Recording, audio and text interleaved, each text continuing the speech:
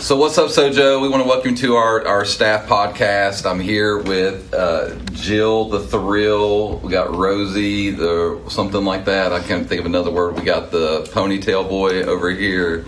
We got Aunt B, and then we also got Jake the Snake over here in our conversation. We're missing Audrey from our little thing. She's on vacation this week, and Brandy's trying to get ready to go away on vacation. And last week we just opened up a brand new series called Posture, and when we talked about it, we talked about specifically what it means to say the phrase "Our Father," and like how what comes into your mind when you think about God is literally the most important thing about yourself. And so what we left with was just a challenge to begin to posture yourself and just begin to say those 10 words. And I even saw Dan yesterday had a alarm on his clock at 12 o'clock to recite "Our Father who art in heaven, hallowed be thy name." So Dan gets gold stars as the number one staff member of our staff this week, so for taking it seriously.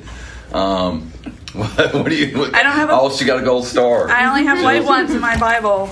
Well, at least you can still get him a gold star right there. There you go. Thanks. You get a star. You get a star. And I prayed it just a few minutes ago today, so there you go. I have my alarm set at 12, 3, and 6.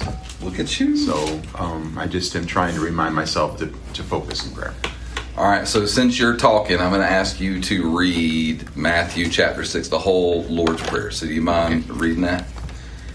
So Matthew 6, the Lord's Prayer. Therefore, you should pray like this. Our Father in heaven, your name be honored as holy. Your kingdom come. Your will be done on earth as it is in heaven. Give us today our daily bread, and forgive us our debts as we also have forgiven our debtors. And do not bring us into temptation, but deliver us from the evil one. All right. What's the first word that pops off when you read that prayer? There's no right answer. There's no wrong answer. Jake the Snake, you're free to answer it as well, so don't just sit here quiet. But what's the first word that pops off? All right. Good job, everybody. That's really, really fantastic. Let's move on to the next So scripture. are we talking about the entire prayer? Yeah. What the pops entire, out? Yeah. First word that pops into your first word, first phrase. Your will be done is always mine when I look at that. All right. Somebody else? We can't say the same one though. You can. If that's one of. It usually is that one, and honestly, always the Our Father part of it, because it's just that reminder. I never noticed the group language until this weekend. Look at that. I taught somebody something. Let's go. Good job. NASA. Yeah. I taught the engineer something. I notice things often, and I had never really noticed that, but just that Heavenly Father visual is always so powerful to me. Love it. Somebody else? For me, it was kind of the two things. One being,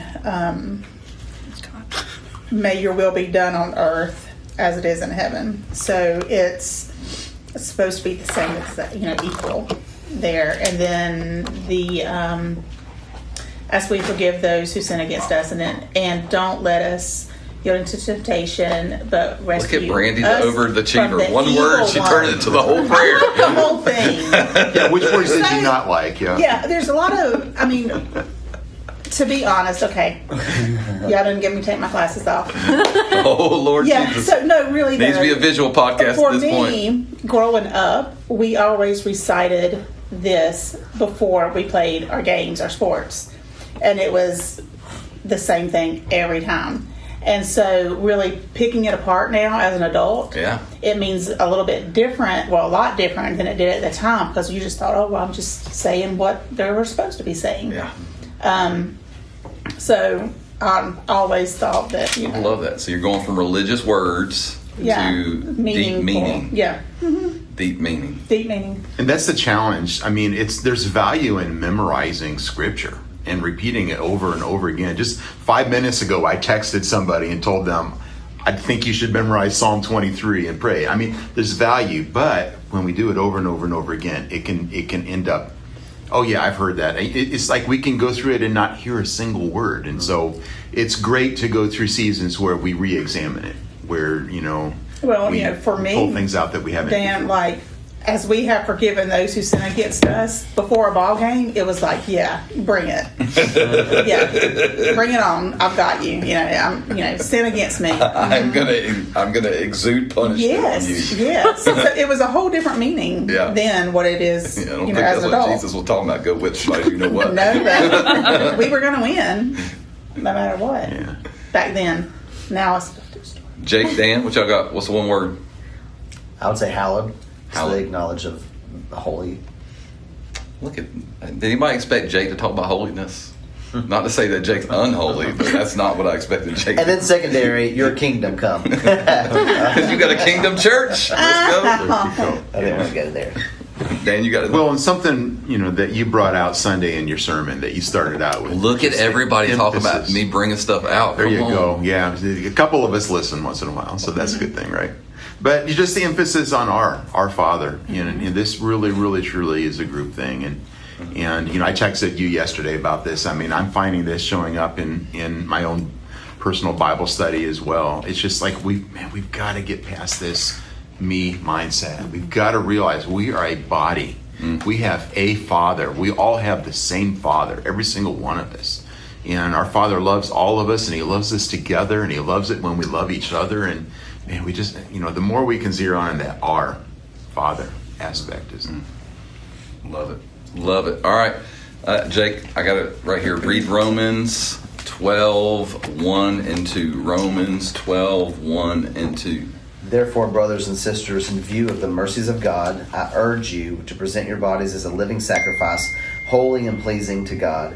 This is your true worship. Do not be conformed to this age, but be transformed by the renewing of your mind, so that you may discern what is good, pleasing, and perfect will of God. All right. For me, it's the good and perfect, pleasing will of God. Like the fact that God has a perfect will for my life. Like that's a mind bender right there.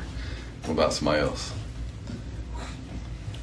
My translation says, instead of urge, it says plead, which I think is very interesting because I feel like it just places a new... It's not something that's to be taken passively or to be taken without urgency. And I think that's the point that Paul's trying to get across here. It's like, hey, this is urgent. This is important. Like, if you don't get anything else, please get this. So, Because it's the turn of the whole book. I mean, when he says therefore, like all this theology turns into practical action on this one verse right here. When he says that therefore, all this theology, he's listed out in chapters 1 through 11. Now, how does this apply to the Roman church, all the Roman churches across that? Somebody else?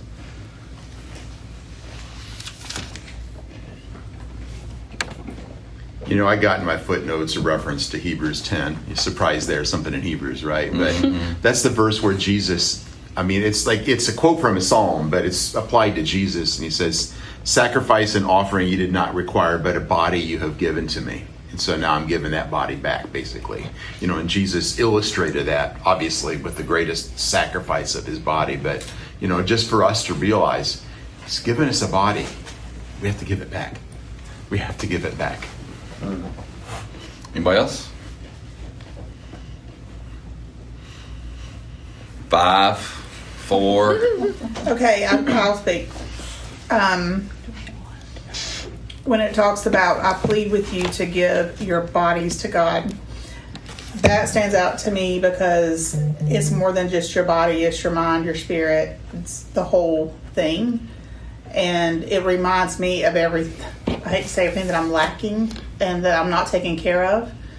It's more than just, physical, as I'm sitting here, not in a good posture in the seat with my legs crossed. But even, mind, body, and then spirit, which I think we're going to talk a little bit more about some of that. But it's just the whole body. Yeah. And that's what that kind of stands out. You are not to. just a body. You are not just a mind. You are not just a spirit. It's the whole thing. I love the idea that, I don't know if you guys have ever heard it, but like you're a trinity of trinities. Like the Trinity birthed you, created you, sustains you, indwells you, but then also as the whole personhood is also a trinity. Anybody else? I love the idea that it starts off with, you're right, referring back to the therefore, but by the mercies of God.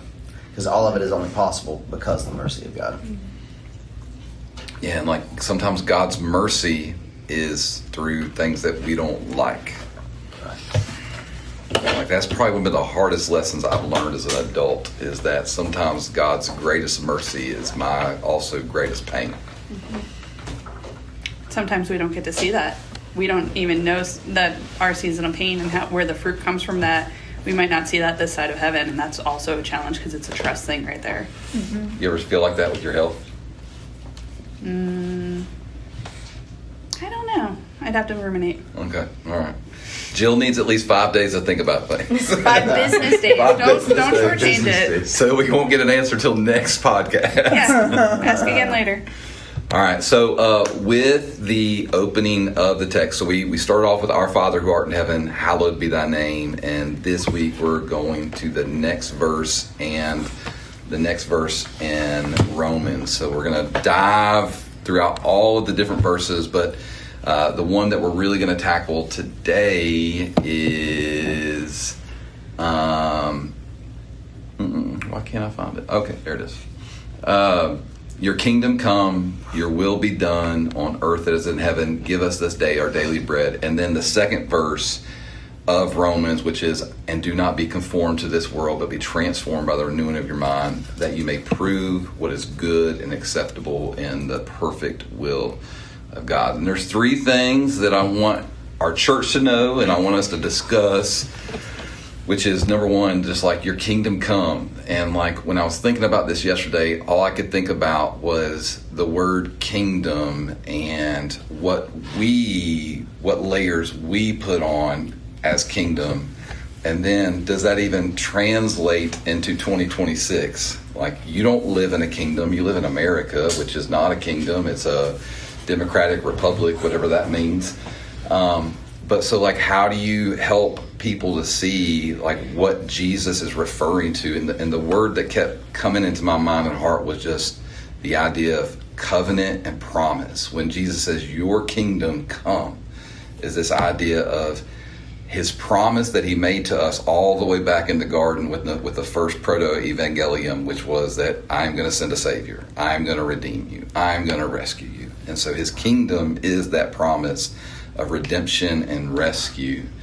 And so just that God made a promise, Jesus is the fulfillment of that promise, and now we're waiting to see what it means to actually literally live in that promise for the rest of our eternities. And I don't think any of us can really fathom what that's going to look like.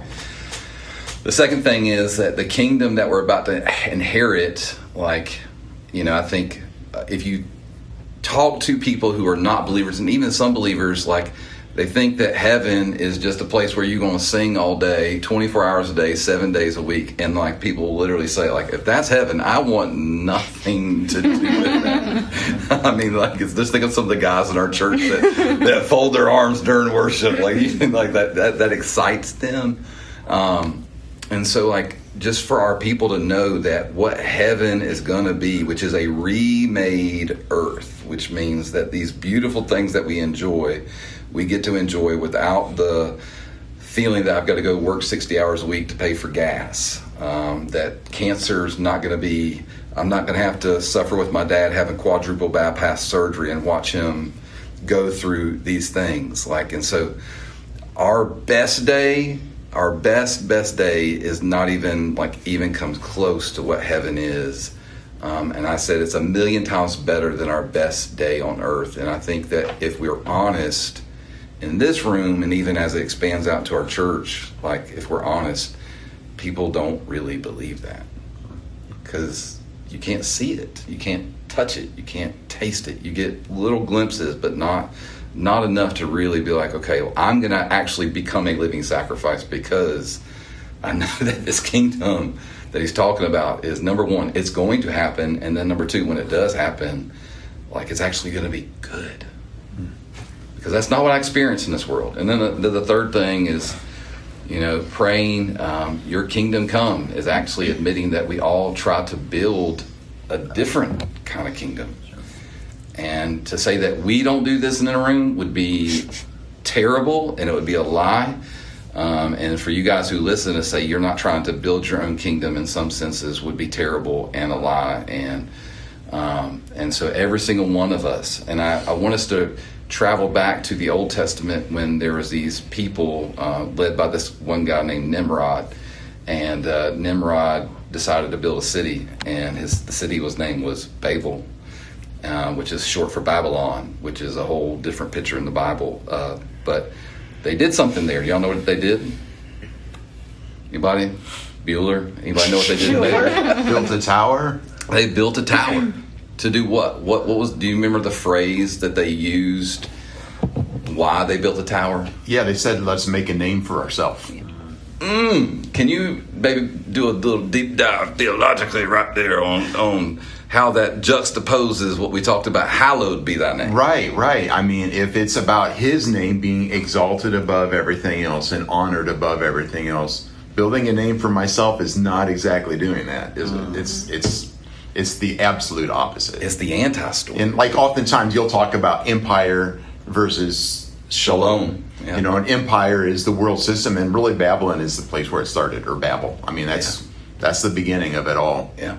Let us build a name for ourselves. And I don't know if you guys have ever saw this, but if Babylon was the beginning of this empire thinking, and then Pentecost is actually the reversal of that. Have you ever thought about that?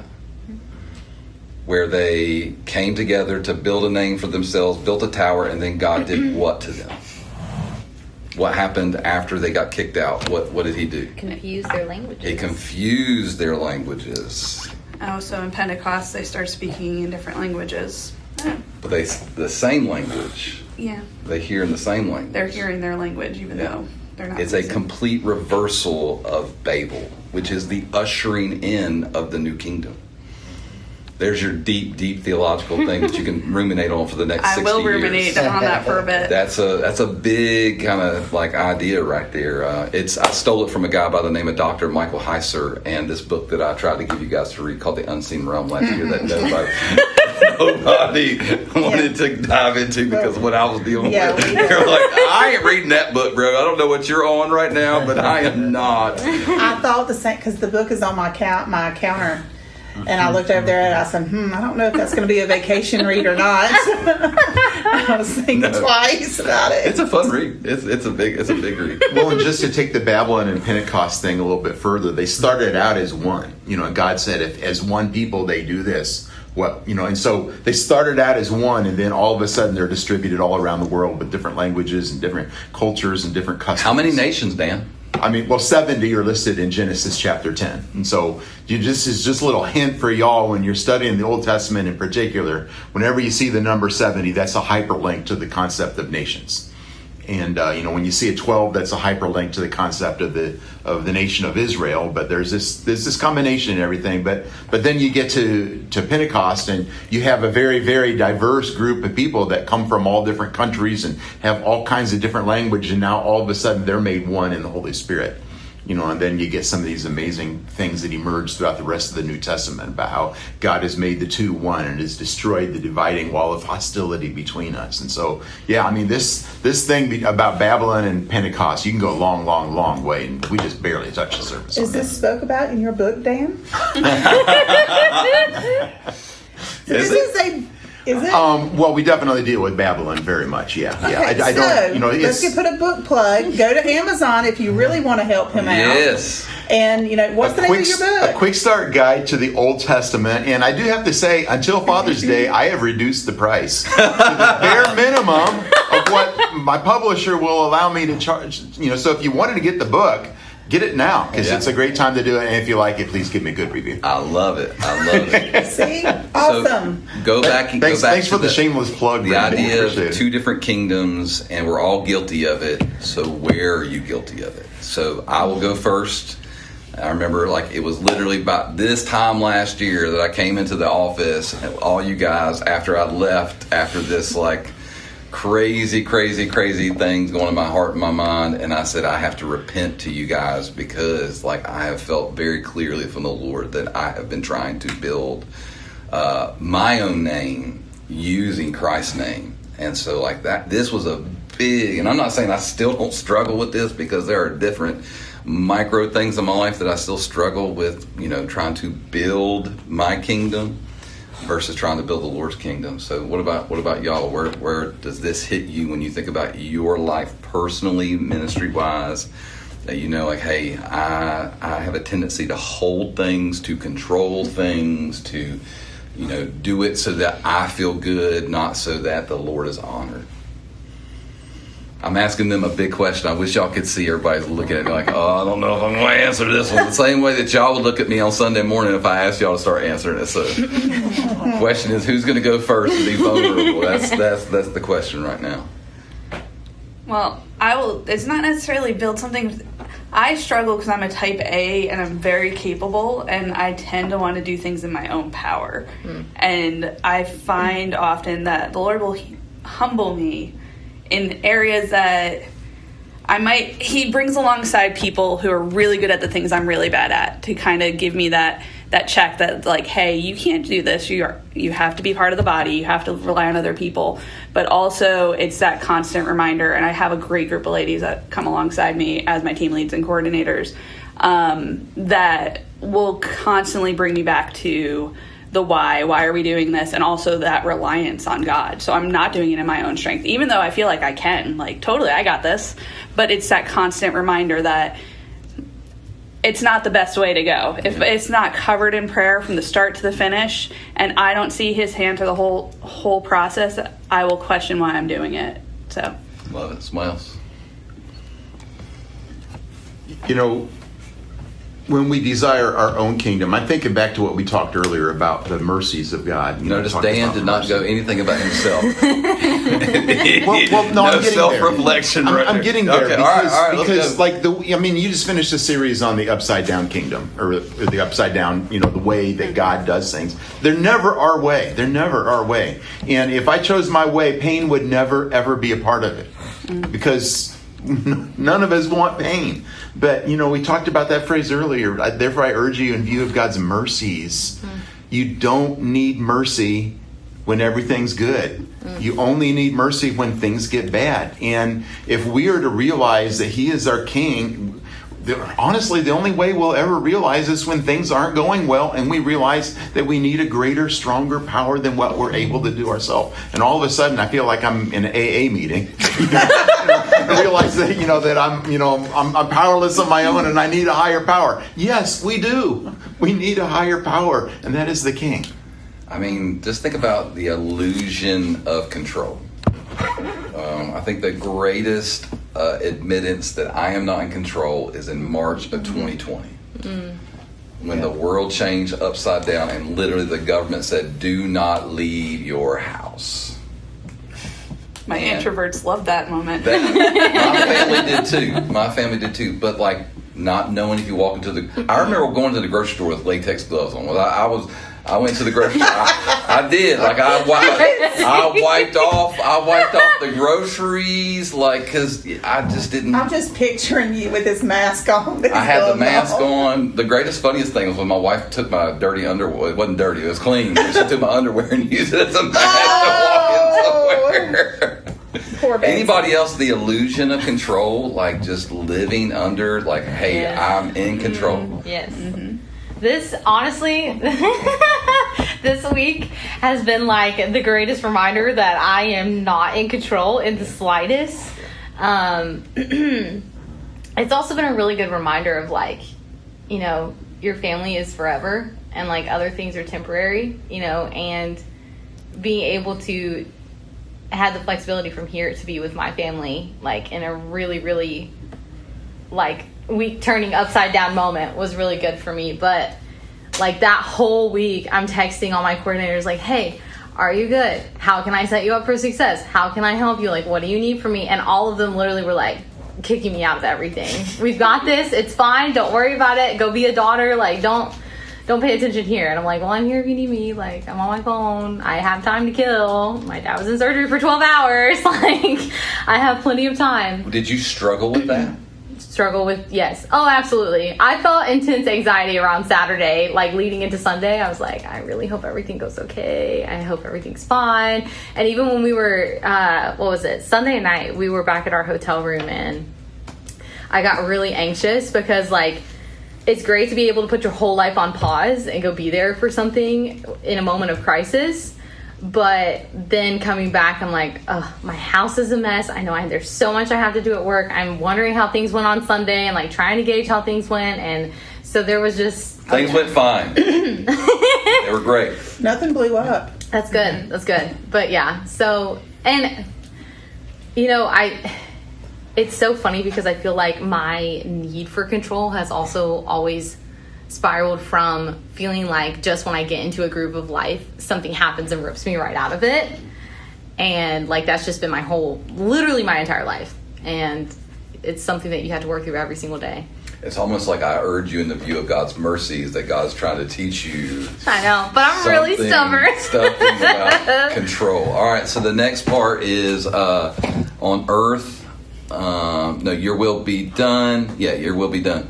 No. Did I do that? Yeah. Which one did I just do? Your kingdom come. Okay. Your will be done. So your will be done is the prayer of submission and trust. How exciting is that? To submit and trust. It's saying that I'm not the captain of my own ship. I will relent and I will trust that your way is higher and your way is better. And here's the kicker. God's plan will be accomplished whether you like it and or if you don't. So the only question whether I get on board is, do I get on board willingly? or do I get kicked and screamed? Or do I get dragged and now I'm doing kicking and screaming? Is there pain put into your life in Yeah. order to get you there? Yeah. Are we having a Jonah moment right here? What do you mean? Like, I mean, Jonah was stubborn. God said, do this. And Jonah said, absolutely not. Not happening. And then he got swallowed by a whale. So, and still ended up doing it. And then got mad when the people were offended, but that's a different It's going to happen sermon one way or lesson. the other. So where in your life do you feel like the Lord's directing your steps, but in a different place than what you thought? One of my favorite verses of this, to give you guys a moment to think, is like, man has plans in his own heart, but the Lord directs his steps. So where do you feel like I had plans, but God is over here? I think for me, I keep thinking about now I know it's different for men versus women, but for women, when we were little, we always had this dream of what our life would be like, what your marriage would look like, the person you marry, what they look like, and then little do we know that as we start going through life, lots of things aren't the way we thought they were going to be when we were little. So then it changes, and so then you've got God's will was going to be done regardless. And then once you get to my age, I'm not going to say how old that is. 25. 25. I can look back and see where God's hand was in different situations. So although I still have in my head that I wanted the White House with a white picket fence and a little bridge over and I wanted to marry a football player. And I did in high school. Well, I didn't marry him in high school. No. We didn't get married till after high school. Okay. So yeah, nothing like that happened. No. So Brandy's that old whenever Yeah. when you got married at 12. Is I what got you married mean. at 12. No. I was 21. Thank you. But think about that, like you just said, But like the women, difference. like Disney, Prince Charming, Happily Ever After. Like Jill is shaking her head. No, I rejected all that crap. Probably did. It's like the 5% of ladies that reject it. But I'm just using that example. Like there are stories that we grabbed a hold to, whether it was Prince Charming or not Prince Charming. There were stories that we grabbed a hold to, and we believed them, and we were formed by them. And then when they didn't happen, it's like, I didn't think my life was going to end up like this. And how many people do you think in our church was wrestling with that? Yeah. Yeah. Out of 10, if there's what number would you say out of 10 people are struggling with, I didn't think my life would end up like this?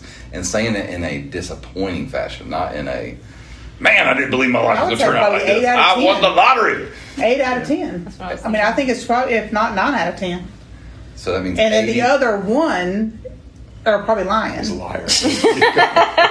or just never had any dreams to start with. Yeah, I mean, which you say no guys do, and that's not true. We dreamed about things too. We dreamed about being professional baseball players and football players and basketball players and stuff like that. And then how many people that doesn't come true? Very few of us. At least y'all got your husbands, Oh, at least we got our husbands. Well, I might not be Prince Charming, but babe, I'm what you got. I'm the frog. I'm the frog. But the frog turned into something beautiful. As we've been thinking, Or talking the beast. about I'm this, the beast. I remember that my plan was that I was going to be able to retire by the time I was 50. And at this point in time, I'm looking at working until I'm 80. So yeah, that's a big difference. That's a big difference. And the other side of the coin is my work is for the kingdom of God, and I do love what I do, and I love the people that I serve and minister. That doesn't mean that I would rather be on vacation all the time. Sure. Same. But So what does it mean for a person to say, your will be done? What does it mean for somebody to mean it and not just say it in church on a Sunday morning because the preacher said, they say this prayer, but like in the worst times of their life when they have no control, whenever they're facing the loss of a job, cancer, scares, divorce, to look at the Lord, open hands, postured, saying, your will be done. What does it take to get there? So I could tell the story of when we moved to New Jersey. We had that moment because my dad got diagnosed with cancer, and we felt this super strong calling. Both Daniel and I left church one day where the pastor said, if you're somewhere, stay. And he said it like 7 times, and we walked out. And we go, and I go to him, I go, did you just hear that we need to move? And he said, yeah. And we picked up our entire life in the span of a month and moved halfway across the country.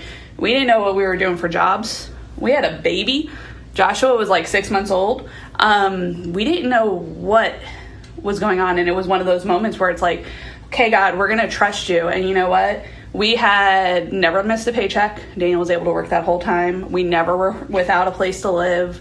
And it was just one of those really, when you have those seasons of real growth in your life, spiritual growth, it's usually during those hardest times. Mm-hmm. And that was one of those really hard times, but we saw such growth because it was like, we had 2 engineer salaries before that. Do you think we ever needed to trust on God for our finances or where we were going to live or what we were going to do? And we were just like, all right, we're moving to a state that barely has engineering. Like, okay, we're going to do this. Let's go. Daniel was able to work remotely. He was able to change positions when the first remote job dried up. And it just was just such a beautiful thing of trust. And I fought it. Like, we were there for 8 years. Every year I would pray. I'm like, hey, God, this is Simon's son, right? Mm-hmm. We can move on. I hate New Jersey. I said I'd never move back. And please note, I don't actually hate New Jersey. The food is fantastic. I love Wawa. There's Wawas everywhere there. But, like, we kept saying every year, I remember every April, I'd be like, all right, God, another year's passed. We're good, right? And he kept saying, wait. And we had the verse in Jeremiah where you probably would know it off the top of your head, where it says, build your houses, marry off your children. And we did not get that far. We did not marry off the children. But we bought a house and we were there for 8.5 years before finally God's like, all right, you can move to your next spot. And it was just, like I said, challenging time, but it was just one of those beautiful times where we really did have to just let it all go. I don't know why, but when you use the Jeremiah verse, because it says, for the welfare of the city. Mm-hmm. Yeah. Because, like, I want you as my people, Israel, even though I've exiled you, I want you to go there and build, created life so that the rest of the Babylonians can look at what my people look like. And there is no clear picture of what we are to be as people here. What with your head? Well, because we were part of an amazing church plant there, and that's where I got to lead my first kids ministry, and now I'm doing that again, even though I said I would never do that too. But we got to be on the ground floor of a church that is 9 years old and thriving, and it's just, they're at 3 services, maybe thinking about 4, I think now, and to be able to be at the start of that. Are you saying you want to go back to 3 services? Absolutely not. I'm not at that church. No, but like you're talking about for the betterment of our community, like that's something that we have a legacy there, even though we've moved on. and that we were able to build into. And yeah, So what makes me think when we talk about the betterment of the community, think about us as SOJO, and where, for the betterment of the community, here we are. We had so many things that didn't work out here, didn't work out there. And then now we have this door that's opened, and I'm still big on this community thing as we move into our new space. It is the betterment for the community, and it's happened just in his time, and we just had to be obedient. And we had to go through all the things we went through in order to make us Memorial Church, and then we thought it was going to be something else, and yeah. And the strong, I don't know, it's just like the whole body of the church now is coming together, and we are much stronger than what we were. And it is going to be for the betterment of the community. It's not going to be just for SOJO, but I don't know. It's just very exciting. I've been driving through Kerr Street and Gibson Village, and I've been driving through as much as I possibly can. And I would urge you guys to do that as well. Like in our church, I'd urge you to start driving through that area so that we can catch a dream for what it means to be a part of that Gibson Village, because it's not economically thriving. Yeah.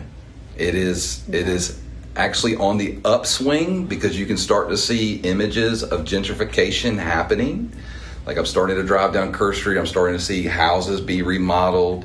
And so you start to see the burgeoning of new life being birthed in that. And that can be good, and that can also be really bad.